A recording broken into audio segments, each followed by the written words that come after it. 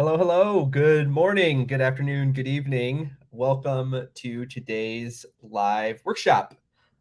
We have a return guest joining us today. Konrad Sanders is the CEO and I believe chief copywriter of the Creative Copywriter.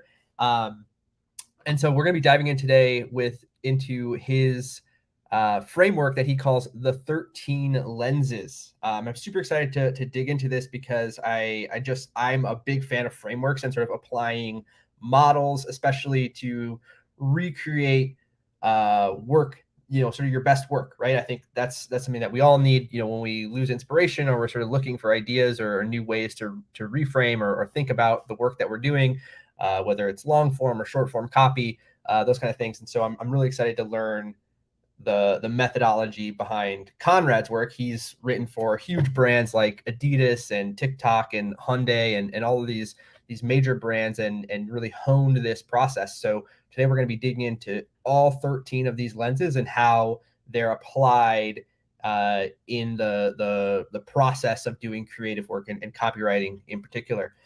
Before I bring Konrad on, I just want to do my normal shout outs here. First and foremost, if you've not already, please like our video here. Help folks to find our channel. Pop into the comments, say hello, hi. Let us know who's here, where you're from, and how we can make sure that we answer all your questions. And the second thing I'd love to ask of you is if you are not already subscribed to our YouTube channel, do that as well. We host regular workshops, live Q&As, all kinds of really cool stuff on YouTube here. We also republish clips and segments and different things from our past live sessions. We've got all kinds of great stuff on content marketing and SEO in the catalog. So definitely subscribe to us on YouTube here as well if you've not already done that. And finally, if you're not a member of Top of the Funnel, Top of the Funnel is our free Slack community.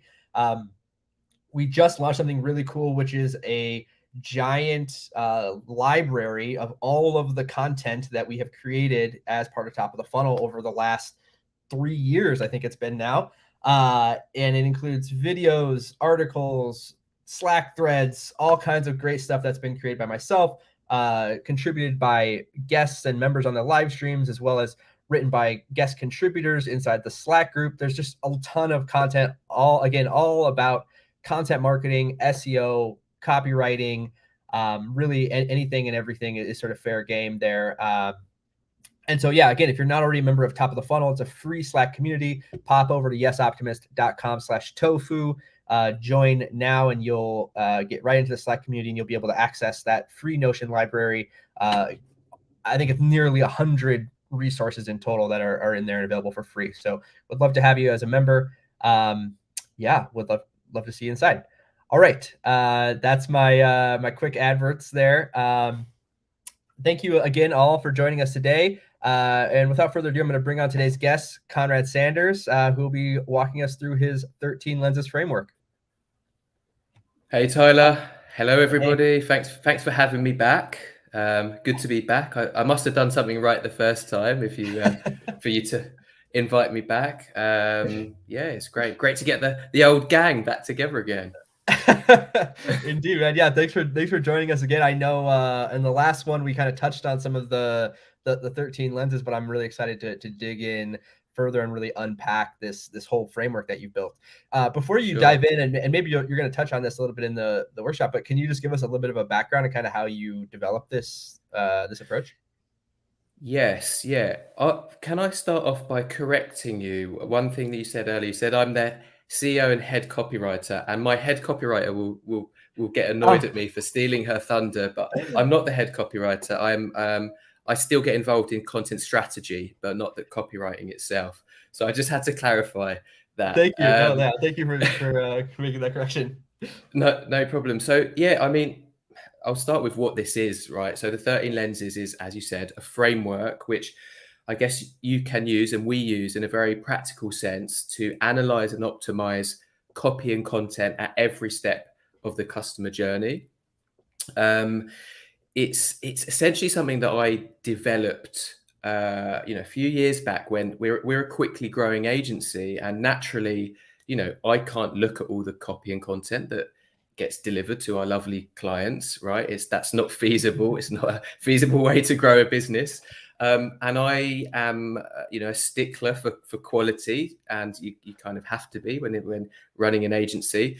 And so, I wanted to develop something that would ensure quality, a framework that copywriters, that in-house copywriters and the freelancers that we use could use, and we could almost have like a tick box list, a tick list to make sure we're getting that balance right.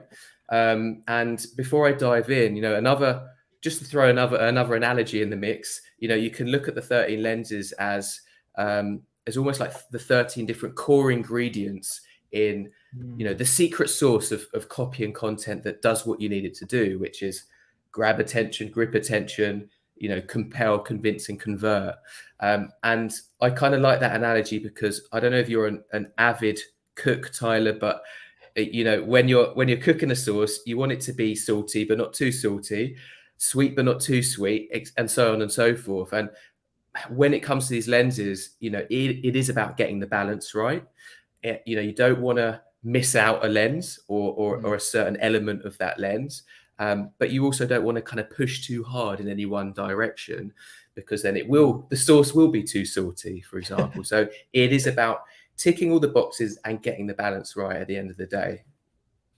I love that. No, I love that. I love that analogy. And I assume too that sort of plays into the, full funnel element, because obviously the ingredients and the balance is going to be different depending on sort of where you're talking to your audience, where they are in their journey and that kind of thing. Exactly. Yeah. And as I said to you before we jumped on, we've probably given me a very difficult task of covering 13 different lenses in the next 40 minutes, which is less than 3 minutes per lens on average. I'm going to do my best to be succinct, which is not my strong point.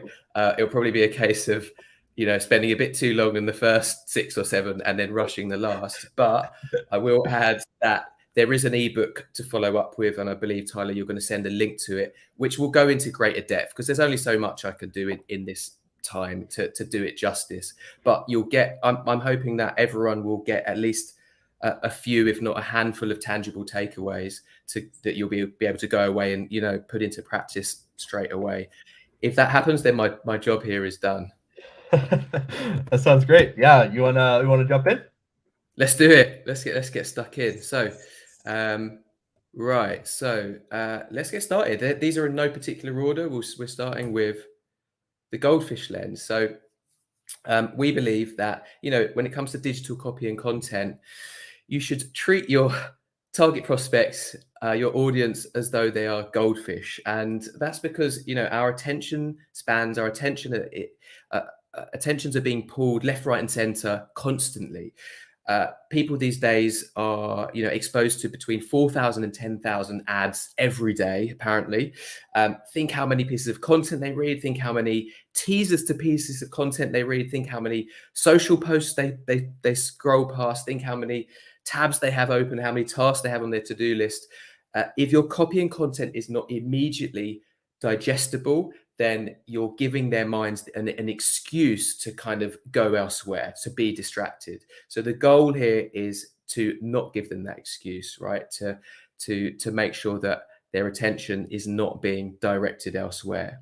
And there are some little tricks here. So are your paragraphs short and staggered in length? Big chunky paragraphs are just harder for the eye to digest. If you see one, generally you're not going to want to read it as much. So that's an excuse to go elsewhere and not read that copy and content. In a similar vein, are your sentences short and sweet? Longer sentences are just harder to read, right? And after a certain point, it gets more difficult to follow. And again, that's that excuse. That's that reason for them just to go, oh, screw it. I'll go back into Google or wherever I was. Is your copy and content easily skimmable and scannable? So a way to do this is with subheads and bullet points. Most people these days are skimming and scanning for information because they are busy and they are just looking for the points that they want to find within your content or within your copy. So make it easy for them to do so. Don't make it difficult. We're trying to remove any difficulties here with this lens. And a nice little trick, which is kind of not really a trick, it's a rule of thumb, something that you should adhere to, when it comes to the line width, for optimal readability, you should be going for between 50 and 75 characters. Anything shorter or longer is, again, harder for the eye to follow. Sometimes a lot of designers don't know this, right? If they're not a good UX designer, they're not thinking about readability. They're thinking about what looks pretty, what looks nice. And sometimes you'll see websites where the line width goes off and off and off, and it's just hard to follow. And that is enough for you to just lose so much engagement, so much, and for your conversion rate to really, really drop. So that's lens number one. That's the Goldfish lens. Number two, the context lens. So this is all about understanding and paying attention to the context in which your reader is consuming that content. And it kind of alludes to your point, Tyler, about where in the funnel they are, for example. Where are they kind of consuming this content? And by that I mean a number of things. So first of all, what platform? If it's digital copy, let's say we're focusing on digital copy and they're not offline copying content, what platform are they reading it on? Are they, and in brackets here we say, are they likely to be in a hurry or not? For example, on your website, on your website, you've got an about page. So people reading that about page are probably going to give you a few minutes, right? They're probably there. They've gone there for a reason. They're probably going to spend a few minutes reading that copy, as opposed to, let's say, people whipping down their LinkedIn feed like kids on a water slide, right? Where it's very, very fast. You basically got less time there to grab their attention. So shorter, snappier sentences are going to work. So think about that context. Like, what platform are they on? Like, why are they there in that platform? How much time generally will they be spending in that instance, in that moment, or on that URL, on that page? And these are three very important things. So what's their likely level of awareness, sophistication, and intent? So if anyone remembers, if you remember me from the last webinar that I gave with Tyler, we talked about the 5 or 6 stages of awareness. So unaware, problem aware, solution aware, brand aware, and most aware. And we coined one called truth aware. You need to, I can't go into all of that now, but it's something to read about. Essentially, the point I'm trying to make is that your messaging should be different when communicating with people at different stages of awareness, at different stages of that funnel. We should also think about their level of sophistication. So how much do they know about the topic already? Are they a seasoned pro, or are they a newbie, a novice, right? If they're a novice, you might want to use layman's terms, but you definitely want to use layman's terms for a seasoned pro. So how much do they know already? And what's their intent? This is crucial, right? Why did they arrive on that page? What were they looking to do? Are they looking to purchase something? Are they looking to gain information about something? That makes a big, big difference to what, language, what messaging, what copy and content you should be feeding them. And also we think about the wider context, right? What else is going on in their lives and the world at the moment that is impacting their lives? Right now, we're in an economic crisis. Over here in the UK, there's a cost of living crisis that is affecting most people. At the beginning of COVID, it was a shitstorm, right? And so many brands, we were locked up in lockdown in our houses, like sort of caged KFC chickens, right? But there were brands putting out the same advertising, the same messaging as they always had, and they got a lot of backlash for doing so because they weren't sensitive to the time. They weren't tuning into the wider context and how that is likely to be affecting their target audience lives and their moods and how they're feeling. So there's all of those things to consider and more. We call that the context lens. Taking a few clicks here. There we go. Number 3. So the Intrigue lens. This is all about essentially tapping into this innate human quality of curiosity. So humans are curious by nature. I think that's probably part of what really makes us human. That's where science comes from. That's where religion comes from. We've just got this inherent yearning and desire to learn stuff, right? To educate ourselves, to close information gaps, to find things out, to discover things. And so we can use Intrigue as a copywriting technique to really compel people to do things, which is what you need to do, whether it's a header to compel people to kind of take that next step, or whether it's just to get them to read the next sentence and the next paragraph. We're always trying to grip them and get them to move along some kind of process, and Intrigue can really help here. So one thing we can do is use this technique we call the curiosity gap, which is where you offer them a little bit of information, but not all of the information. So you're creating an information gap that their brains will just, frantically want to close. They won't be able to resist, right? They'll just want to close that gap. Clickbaiters use this a lot, and you've probably seen this all over the place when it comes to clickbait, where they use this psychology to pull us into something where we just want to get the answer. We just want to find out what happened to Tom Cruise's son or whatever it is, right? The thing with clickbait is that they use it too much, too aggressively, and they take you usually to kind of a god-awful, ad-ridden article where you're disappointed. But we can use it in copywriting in a clever way.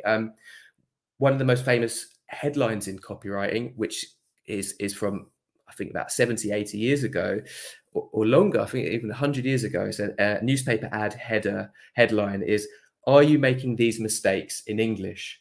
So imagine yourself reading that headline, coming across it in a newspaper or a blog title on your social LinkedIn feed. If you read that, you're instantly going to go, "Oh shit, what mistakes?" Right? The only way you can understand what mistakes they're referring to is by reading the article, is by reading the body copy or opening the email. Okay, so the words "this" and "these" are clever kind of words to use to create that curiosity gap. And we can do so within the content itself or within the landing page, whether this is like conversion copywriting or a long form white paper or ebook or something like that.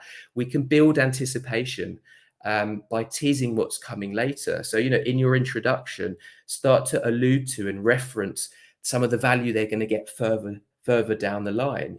Again, it might be in an ebook, chapter 3, you're going to get all these nuggets of gold that are going to help you become an expert in A, B, C, and D. So, tease what's to come, and you're more likely to keep them gripped. They're less likely to just give up and go, screw it, I've read enough, right? They'll want to keep reading. And that is your job as a copywriter, as a marketer, to keep them reading so that you can give them all the information and feed them with whatever messaging you're trying to get across.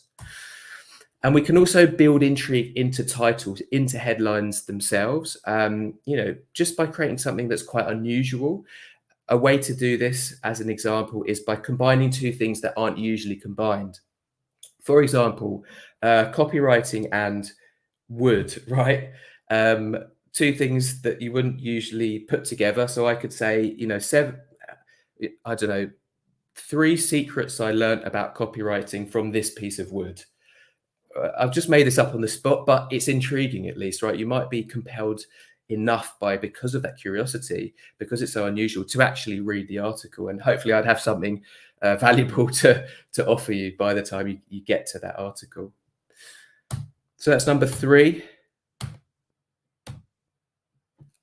Lens number 4, the outside-in lens. So the best content strategies, we talked about this a lot in the first webinar, actually. So the best content strategies, the highest converting copy, and I would argue just the best business decisions and marketing decisions in general, are based on the actual pain points, desires, barriers, etc. of your target audience, not what you think is going to work, right? So they're based on demand-led decisions, not assumption-led decisions.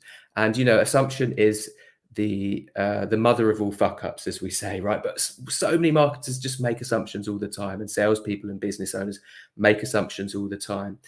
The point I'm trying to get at is that the way to really do well when it comes to like content that compels, convinces, and copy that converts is by gathering data, by actually listening and talking to and listening to your audience, gleaning insights, and then infusing those insights into that content and copy. So the first question is, have you done that, right? Is this content based on insight, not just assumptions? have we actually found out our audience's pain points, triggers, desires, perceived barriers, comparison factors, and buyer journeys? We call those the 5 rings of buyer insight.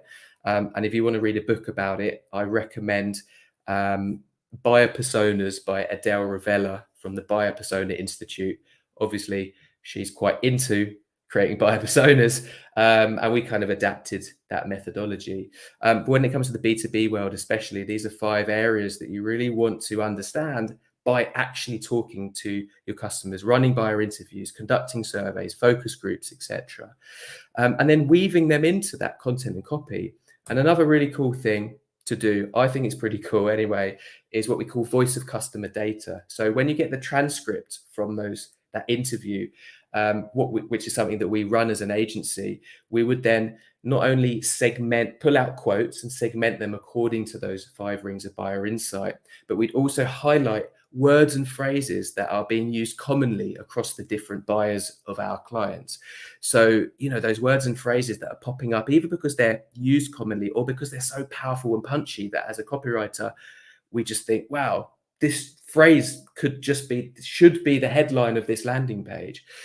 So weaving in voice of customer data is a very, very powerful thing to do, both when it comes to, high converting copy and content that is going to resonate, because it's come literally from the mouths of the type of people you're trying to engage and convert. So we call that the outside in lens. The opposite approach is inside out thinking, right? Just going, oh, I know what's going to work. This idea, let me put loads of money into this campaign because I'm a good marketer and I know what's going to work. You're a sample of one, right? You might have great creative ideas, but it's much better to build those campaigns and that content based on what's actually going to resonate. And you know that by talking to your audience. So the next lens is number 5, the zigzag lens. Right now, there is, a lot of content saturation out there, a sea of saturation, let's use some alliteration, a sea of samey saturation out there in pretty much every industry, right? I think that what happens is most brands just look at the front runner in their industry and they try to copy them. They think, it seems intuitive thing to do, right? Oh, they're doing well, let's copy them. I want to sound like Apple, for example. The amount of times that we get that is pretty crazy from prospects that speak to us. So there's copycats out there, lookalikes, soundalikes, and just this sea of samey saturation, as I said. So what you really should be aiming to do is zig while the industry is zagging. So differentiate is what I'm trying to get at. The only way you can really zig while the industry is zagging is by understanding what that zagging looks like, right? So naturally, you would start with competitor analysis. Do a brand and content competitor analysis. What are your competitors saying, in what style? What's their tone of voice? What are their content buckets? What formats are they putting out there? And then from that, you can differentiate, you can zig, right? Is your tone of voice different to competitors? Build out your tone of voice, like create those tone of voice pillars, those adjectives, and create a tone of voice axis. Obviously, these are the kinds of things we can help you with, but it's crucial to differentiate your voice, your style, even when it comes to your content. Think of things that your competitors aren't doing. When it comes to a blog post, an article, for example, maybe add a quiz at the bottom of every post, a little, a quiz to check what they've learned. That's just one example I pulled out of my hat, but just look at what your competitors are doing and then create unique differentiators that will just be memorable and the kind of thing that people will want to download, they'll remember, they'll want to share. Why would people pick you if you sound and look like everyone else? Do you have a truly unique value proposition and selling points? This is again something that you'll be able to work out through discovery process, starting with competitor analysis, and then talking to your team members and building those authentic differentiators. And have we used specificity, which is a bit of a tongue twister, rather than generalities? So many companies, especially in the B2B world, use generalities. I'll give you an example sentence for a SaaS brand, right? Our tool saves you time and money so you can focus on what counts, growing your business. Now, at first glance, that sounds like good copy, right? Because we're selling the good night's sleep, not the mattress, right? We're focusing on the benefit, not just the feature. But the problem is everyone says that. Every tech platform uses that line because that's what technology does. It saves us time and money. All technology has been created for that, pretty much, right? So that's the problem. If you're just using a bland sentence like that all your competitors are using, why should people pick you? What's going to resonate with them? Specificity can help you differentiate.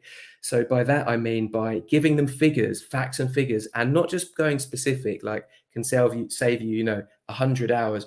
Be super specific if you can. 99.31 hours per month and $102,000 per month, so you can focus on blah blah blah blah blah.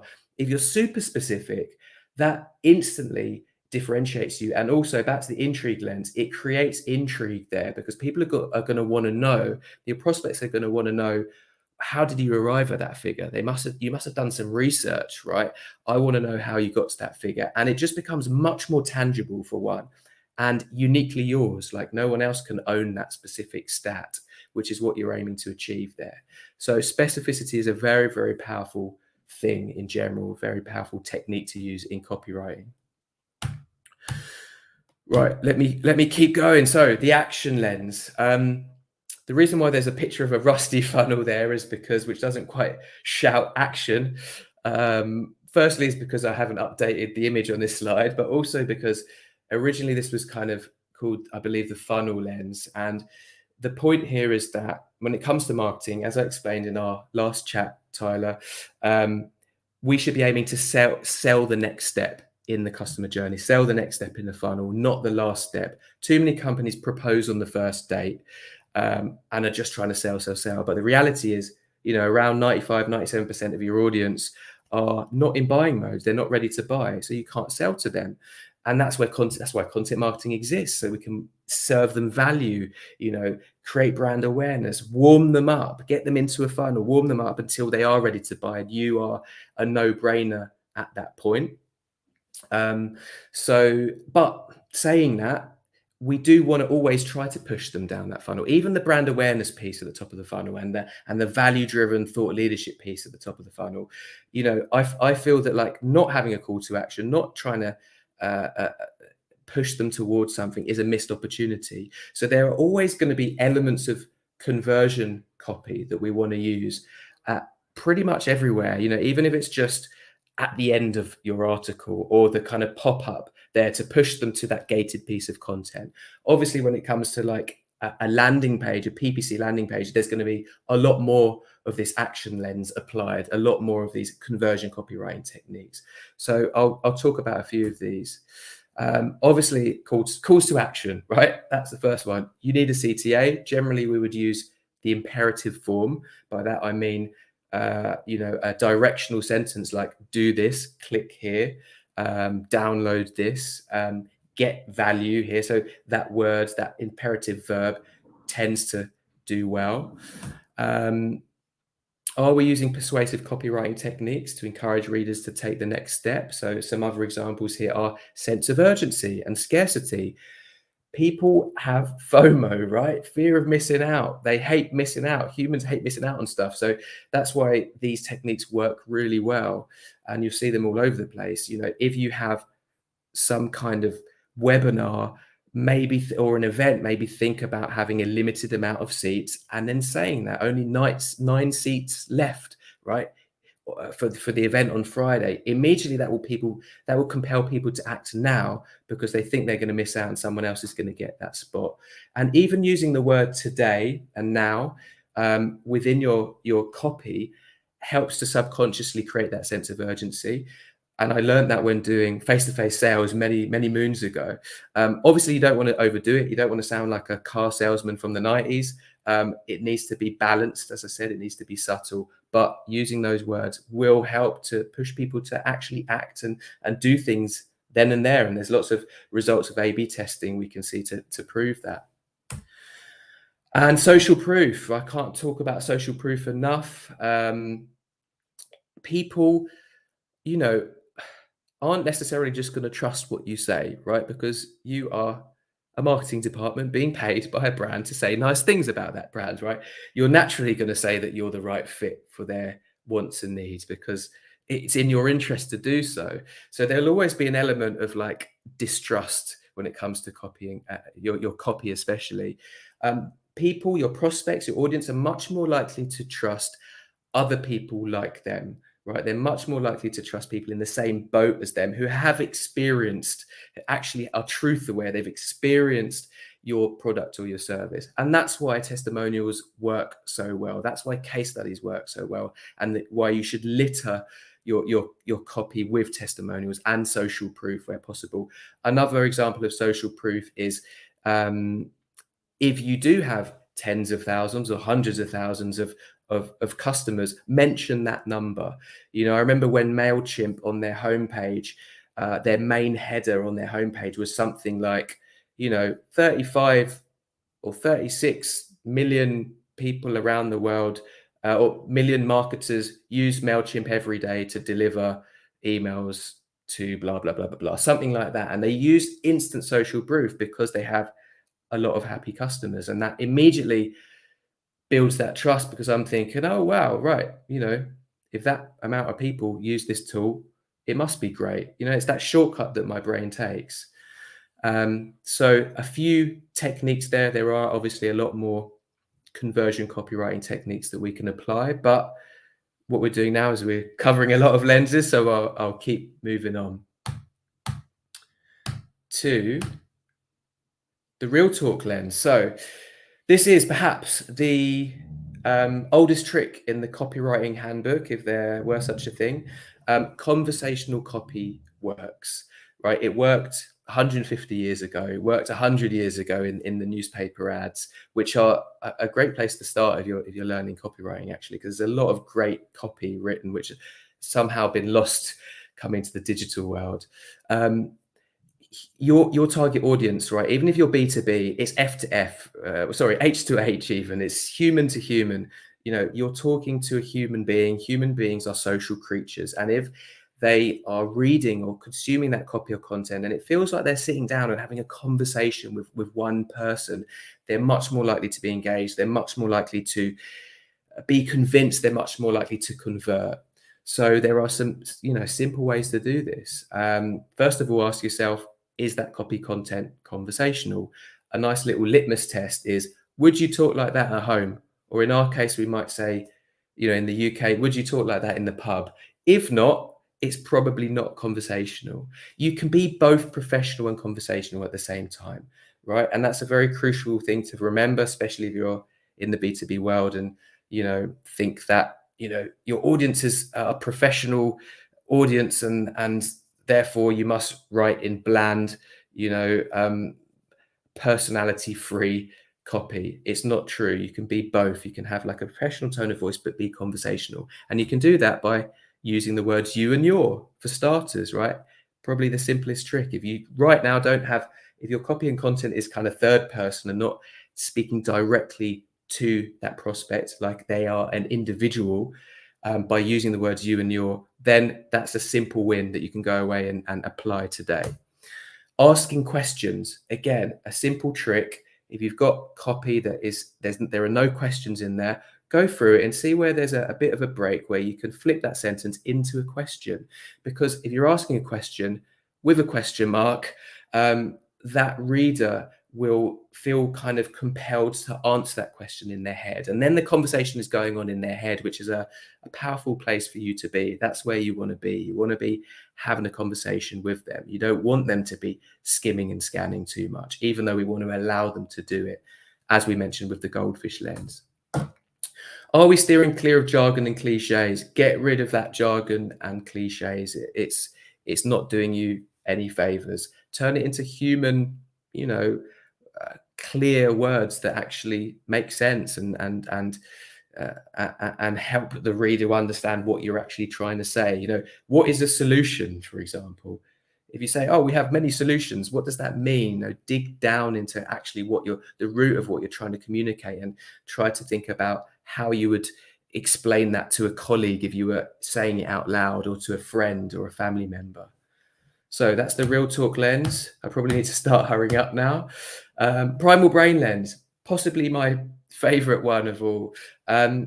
So I hope there's no neuroscientists listening to this, because I'm going to try attempt to explain, break down the human brain in very simple terms. Basically, you've got a new part and an old part, right? You've got the neocortex, the more recently evolved part, which essentially governs rational thought and logic and reasoning and all of those things. And then you've got this primal part we call the primal brain, which is in charge of emotions and instincts, right? And even though we're rational beings, right, very, me and Tyler, right, we're highly intelligent humans, right, very rational beings, the reality is the primal part of our brain, the primal brain, just works a lot faster, right? So if a tiger was coming right for you, you wouldn't stand there considering how sharp its teeth are or measuring the distance between that tiger and you just go shit and run for the hills.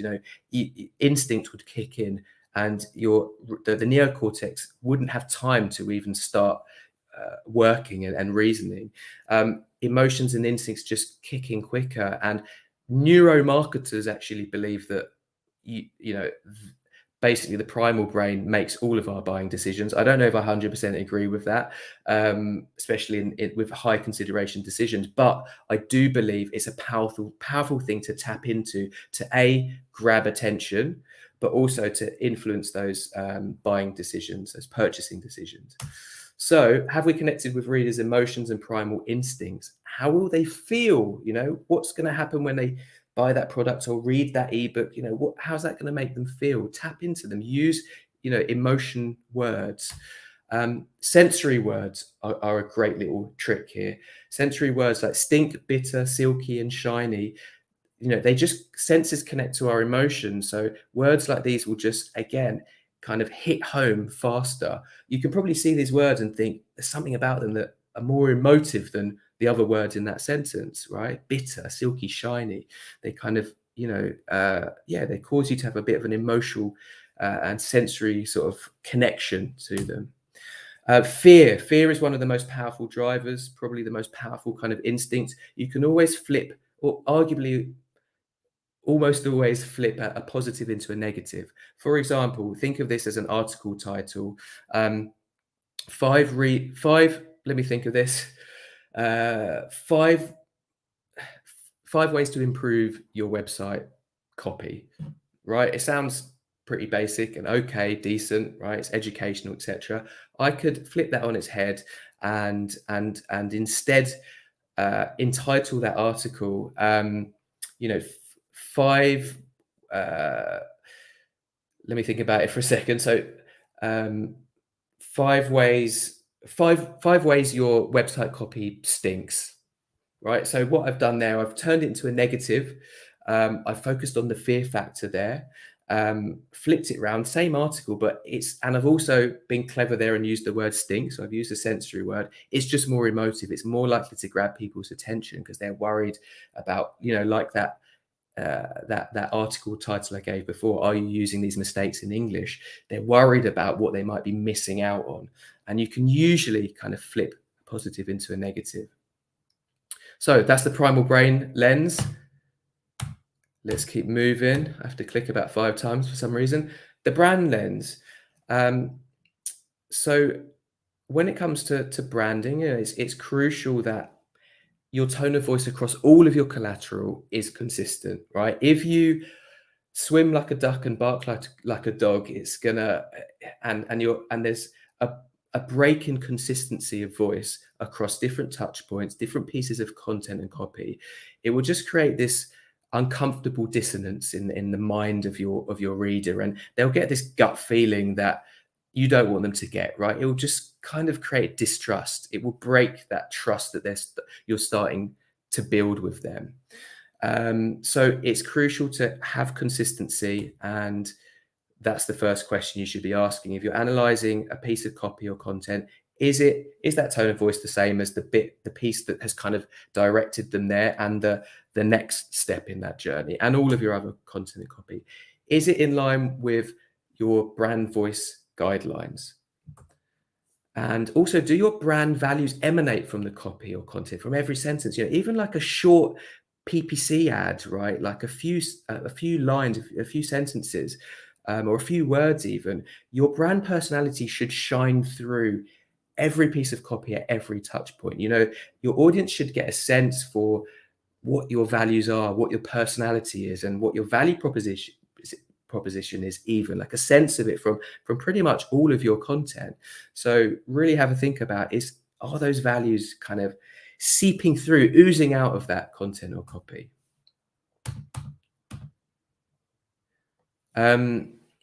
Just realizing I'm not plugged in, so that would be a bit awkward if I suddenly disappeared. Anyone who was watching the battery disappearing there.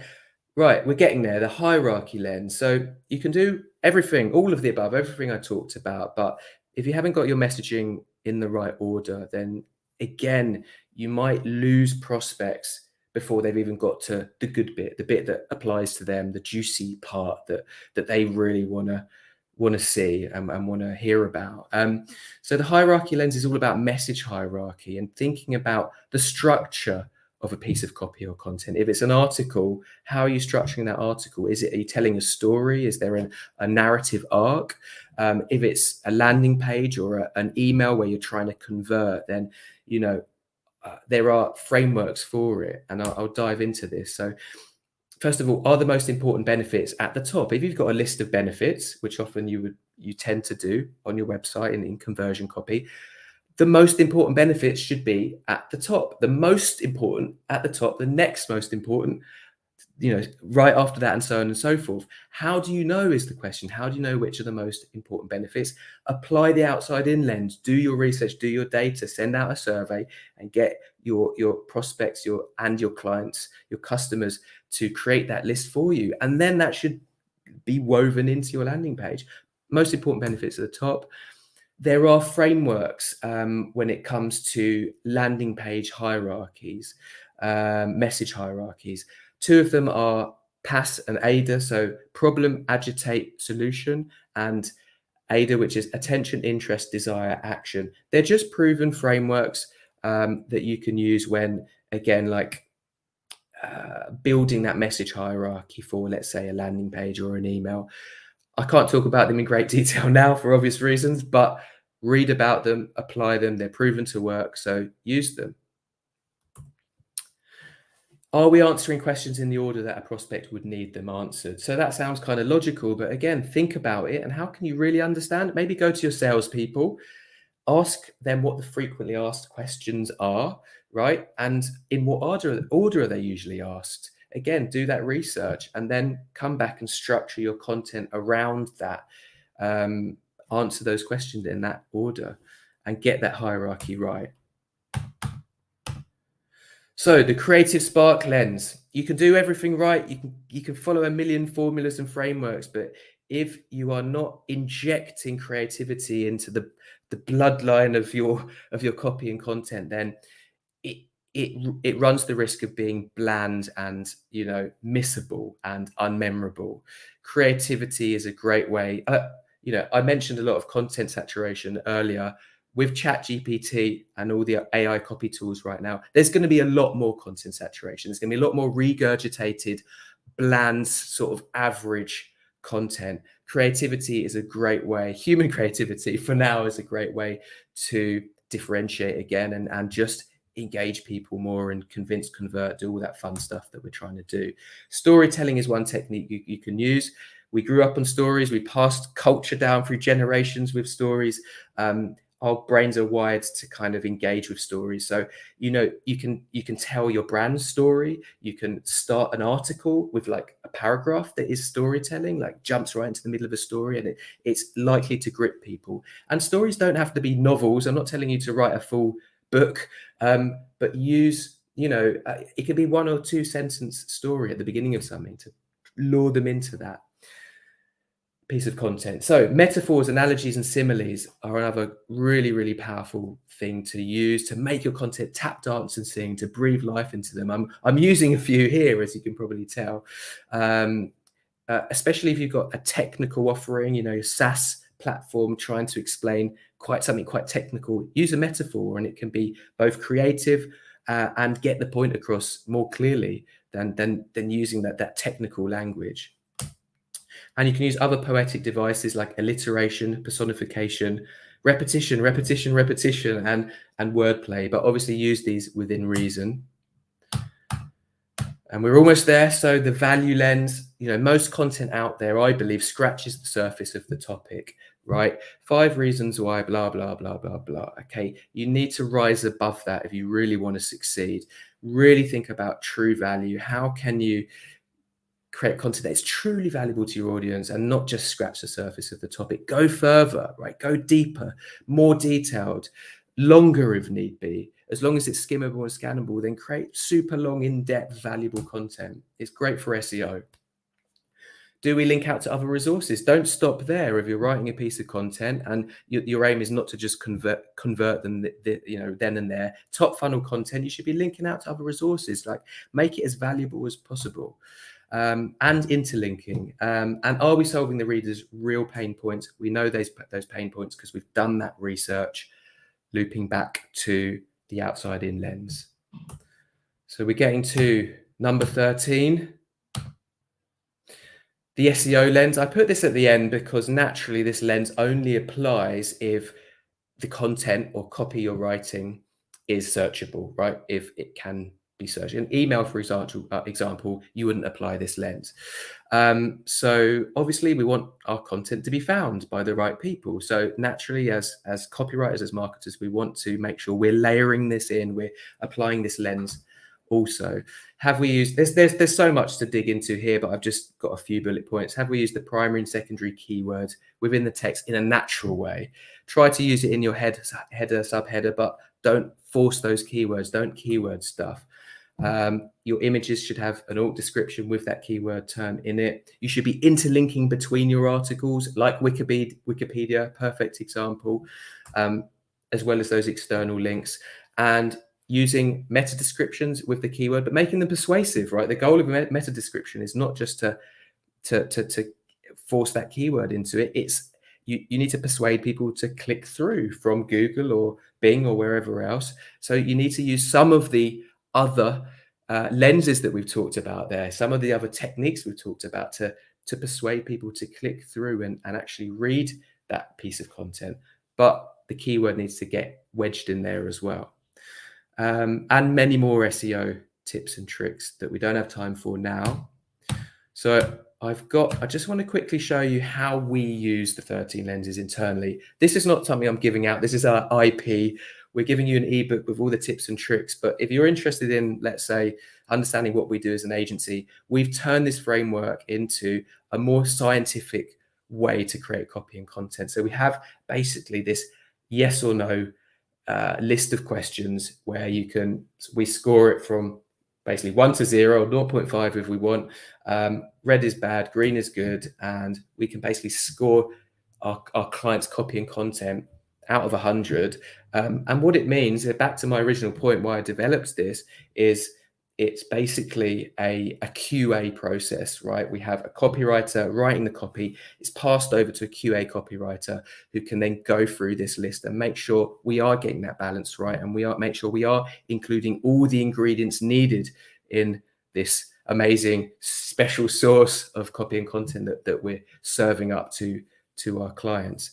And if you want a deeper dive, as I mentioned, there's going to be a link to the book that goes into it a lot more depth, more context. I'm losing my voice now, so I think Q&A time, basically. Conrad, thank you so much again for going through all of these. I know that was quite the marathon, so I'll try to talk a little bit here and give you a little bit of a break.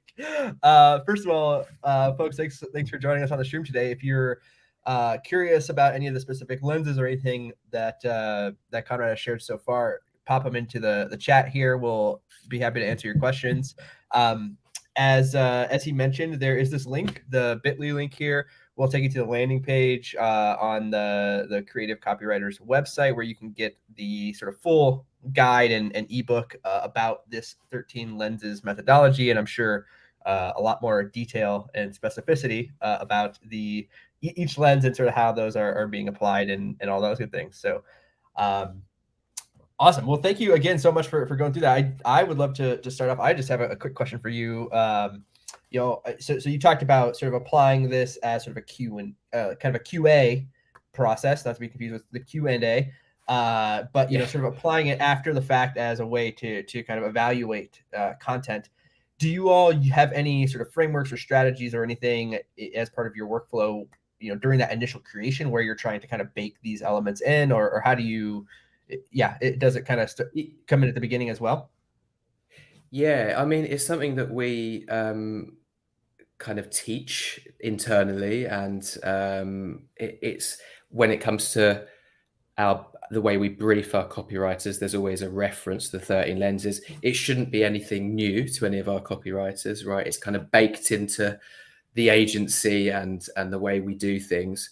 Naturally, there's quite a lot in there, so you'd want to. What we have internally is individual methodologies for every asset. So there's kind of even more that goes into like a landing page. Behind the scenes, we've got like a 30-page document of like how you can tackle it. So there's more detail there. The 13 lenses is kind of a step back from that. I wanted to create something where, because if you've got that, sometimes we need to write copy quite quickly, a lot of it, and 13 lenses in a sense is an overview that you can apply everywhere. So it's something that I feel like, which I think is the point of a framework sometimes, right? It's just kind of to simplify something that is complex, to create something that's more tangible and easy to sort of. I know that it feels like there's a lot because I went through a lot there, but it's more. It's easier to remember and easier to kind of like pick out. Oh yeah, if I'm giving feedback or one of our internal account managers is giving feedback, for example, they can go, yeah, just turn the creative spark lens up by 10%. You can it's instantly memorable, and oh yeah, right, creativity, or don't forget that. And so it is kind of baked into the agency. It's not that the copywriter they should kind of know it, and then we can use it as a QA checklist to ensure that we are hitting the mark, we are balancing all those ingredients. Yeah, what I think about from our universe, pretty much all long form content and that kind of stuff, this is something that really should be kind of baked into the brief that we're creating, and you sort of mentioned that as well. I don't know exactly what your workflow is like, but the way that I always think about briefs are like, you have sort of this scorecard at the end, right? Like, which is some measure of success, whether that's metrics or, in your case, like a QA kind of scorecard type of thing. And so when you're creating a brief, you should always be thinking about, okay, how do I sort of directionally steer this creative piece towards, the way that it's going to be measured, how it's going to be measured on its success. And so, we don't have nearly this robust of a framework for our briefs, but one thing that we do is all kind of similar in that we try to, I think there's a lot of value in kind of triangulating these various elements. And so what we talk about are like the reader's goal and the business goal and like the tactical goal, and trying to kind of marry all of those things and align them in a way that makes sense and kind of connects these dots, which I think is sort of similar, at least in, sort of the logical side of our brain, gives us kind of a framework to do that without, because I think the other side of it, of course, is that like you can get hamstrung, right? Like you can, if you're sitting there writing a piece of content and you're looking at this big checklist of of lenses, it can be overwhelming and sort of and this is why like we don't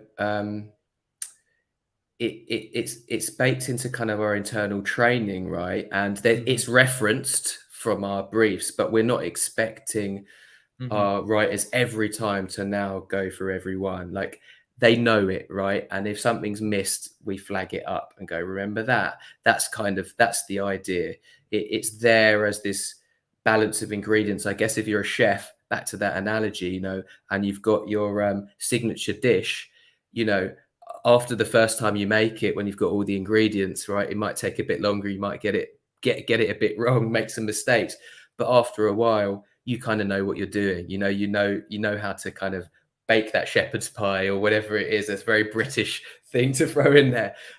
You know what you're doing. But if you forget, if you lose train of thought, or if someone wants to come along and taste it, they've got that reference point to come back and go, you know what, it's missing some salt, or it's missing a bit of Primal Brain, or have you done this, have you done that? So it's because you don't want to overwhelm writers, I'd say, with the brief, because there are other things in there that they have to look at. And so it's baked into like the training, and then we use it as that kind of QA process. Yeah. I love that. And I love that, again, just to me, I always think about like kind of that cycle, like I said, between sort of the way that you're evaluating the work and, sort of the initial input, that brief or whatever direction you're giving to someone who's trying to do creative work. And those two things really do have to be in strong alignment, so that, obviously you can't expect them to to hit the mark if you're not giving them the right direction. Yeah, so exactly. That's great, man. That's great. Well, we haven't had anybody pop in with any questions in the chat here. We do have just a couple more minutes, so if you do have additional questions for Konrad, please pop those in now. Otherwise, we can plan to wrap up maybe a couple minutes early. Is there anything else that we didn't go over, Konrad, that you wanted to share today or talk about with regards to the 13 lenses? I'm not sure. I think there's probably a lot in there. I've seen favorite lens was something in the comments there, and I think that I might have covered it. I'll probably say it's Primal Brain for me, because I'm just interested in the brain, right? I'm interested in the psychology of persuasion and understanding how the brain evolved, and I find that stuff fascinating. Like, even when looking at things like LinkedIn, part of my goal as part of what I have to do, part of my job as CEO, is building my personal brand in LinkedIn, right? And there's a whole algorithm, and the algorithm is very much connected to how people's brains work very quickly. And you'll see this, we've all seen the stuff that goes viral, and there's a reason for it, right? And it's often like something super controversial, right? Because that creates contrast, and contrast, if you again think of the primal brain, think back to like a reptile. How are you going to get the attention of a reptile, right? It's not through logic and reasoning. It's like bang, pop, or like black and white, or before and after, these things. And they work better in a platform like LinkedIn. That's the thing that stops us in the first place. So experimenting with that is really interesting. Just showing like an image with just a selfie. People are voyeurs, so that's why selfies seem to work, because we're interested in other humans with voyeurs. Again, I feel that comes from the primal brain, from like prehistoric man, and how we'd gossip, and that's how we kind of developed as humans. But experimenting with a before and after selfie, that's immediate, that will grab people's attention. If you show like a picture of you 10 years ago, down and out, and then now suddenly, it sounds kind of cheesy and overdone, but it works because it just taps into that primary. We can't resist, right? Oh my god, this, that, before and after, let me compare and contrast. Like the brain just wants to go like that before rather than getting on with what you're actually supposed to be doing. And then you want to read the story, and storytelling really works as well, because it's like I have to read the end of the story to understand how it ended, so all of these techniques you can apply again to LinkedIn as an example, and across the board at every touch point. But Primal Brain is my favorite lens. I love that. Well, thank you so much again for taking the time to share this with us. And once again, if you're watching the stream and you have not already, pop over to this bit.ly link, bit.ly/13lenses -book. Sorry, it's a little long, but that will take you to the landing page where you can grab kind of the full guide here. And Konrad, you're also a member of our Slack channel. Is that correct? I am, yes. I am. Yeah. So if you have questions, thanks for having me. Of course, yes. So if you have questions for Konrad, or you want to discuss what we talked about today and how to apply it to your work or your workflow, pop over to Tofu and join us there. And again, that's yesoptimist.com/tofu. All right, y'all. Well, we are at the hour. So thank you again, Konrad, so much, and hope you have a great day. Thanks all for joining us today on the live stream, and hope everyone has a great rest of your day. Cheers.